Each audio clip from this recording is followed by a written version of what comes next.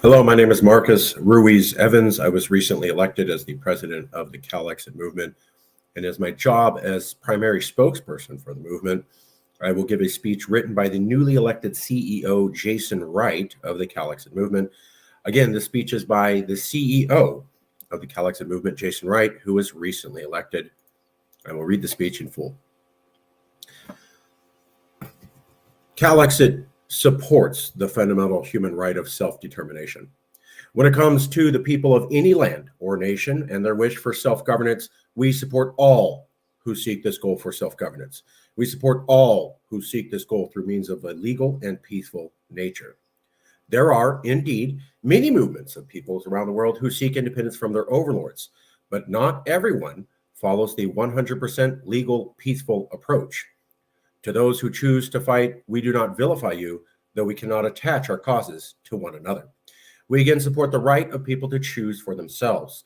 To those movements which are built on the legal platform provided by the United Nations, we support your legal and your goals and assess your cause as similar to our own.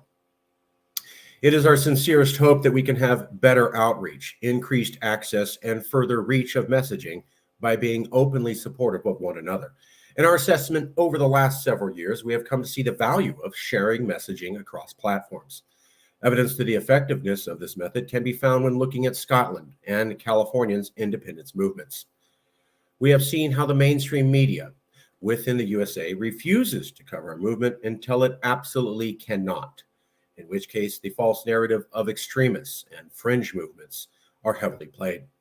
We have seen how Scotland voters were manipulated, coerced, and flagrantly in order to defeat their first independence referendum.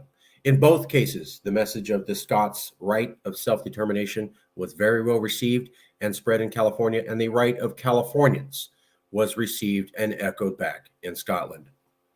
Each movement has the potential to act as an echo chamber for the others, thereby helping to circulate the messages around the world from places without a biased media blackout. Some of the most coverage of Scottish independence was from California and Catalonia. The circulation of Scottish messaging from within California eventually makes it back to the Scottish voters. When Calexit saw a huge boost in interested people, it was due in part to the fact that the British, European, and a couple of California media agencies wrote articles about us and talked about us.